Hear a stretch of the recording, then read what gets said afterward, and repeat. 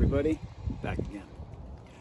Today I'm going to show you, we have a cut drop and we are putting on a reenterable splice so that, and a turtle or flower pot, a little green cover. It's like a little irrigation control box that the technicians can go ahead and get into, so that if they ever needed to do some trouble isolation of the customer's buried service wire, they can go ahead and open it up, do the testing they need, and then put everything back together.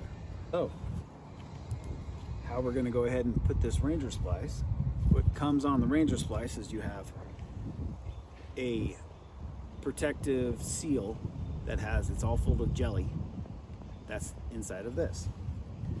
Inside of this piece, this is the piece that the wires connect inside.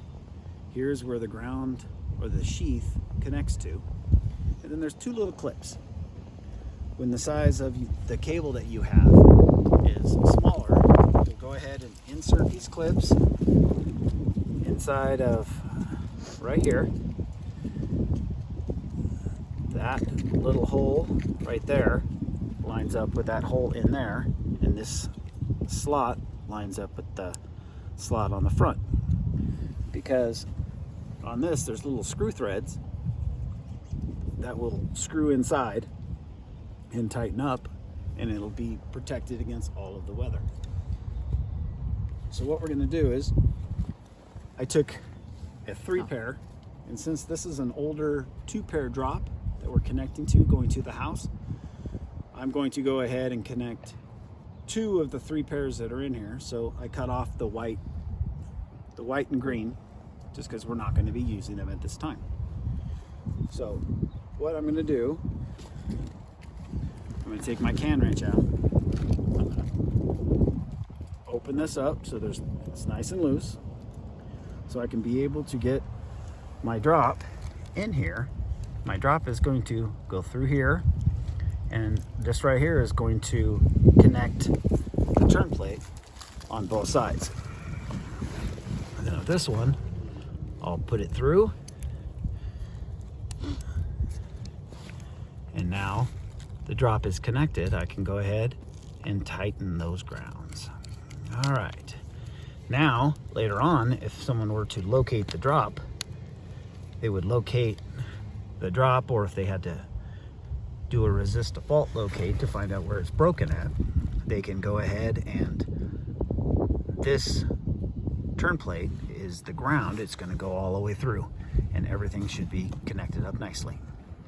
So what we're going to do now is we are going to connect our pairs.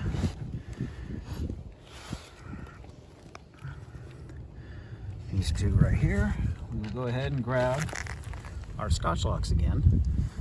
You should see those from a previous video. We are going to take these Scotch locks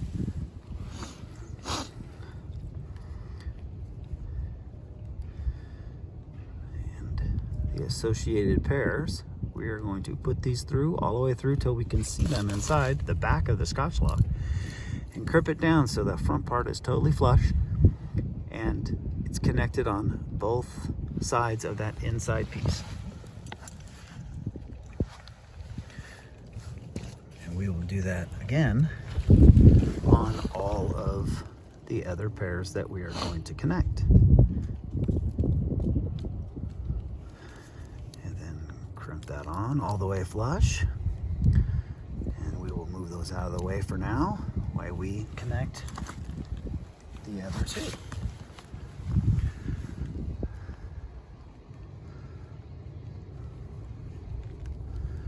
And the black to the white,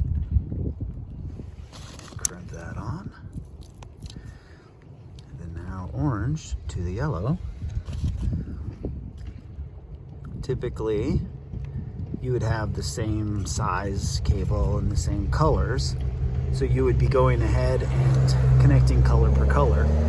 But in this case, we have an older drop, which we are reconnecting.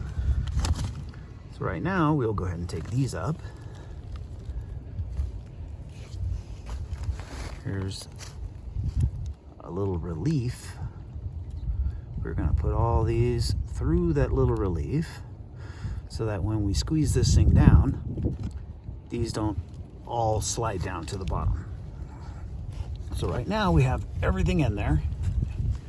We have our ground connected and everything's all spliced back up together. So the customer's modem should be coming back online right now. And we are going to go ahead and take some tape and tape around the bottom just to keep it in line so that it doesn't slide out and get a little misaligned. We don't want that. Then we will get our snips and cut the tape so that now everything is there, everything is good. Customer is back up and working. We are going to take our Ranger splice, and then now with that jelly, we're going to keep everything in line, slowly push it on until it gets to where the threads line up, and then now we are just going to squeeze and push down at the same time. You will see that that jelly is coming through the bottom all the way. So we'll keep on going and twisting it until it clicks in place right past these two pieces. Now, both of those are in place. We can bury the rest of our drop. And what we're going to do is we're going to place this terminal right over the top so that they can go ahead and access it later on. We'll take the lid of the terminal. We currently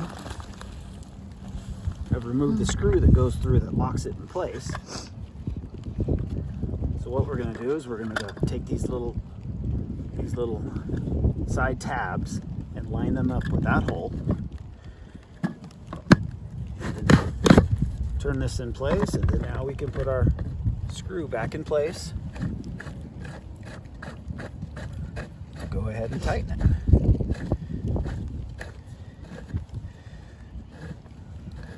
Now everything is protected. It's not going to go ahead and get wet in any way. It's a nice solid, firm case to hold everything together. And now we're going to go ahead and backfill all the dirt around it so then it's nice and secure. And that's how you go ahead and place a Ranger splice. Thank you very much.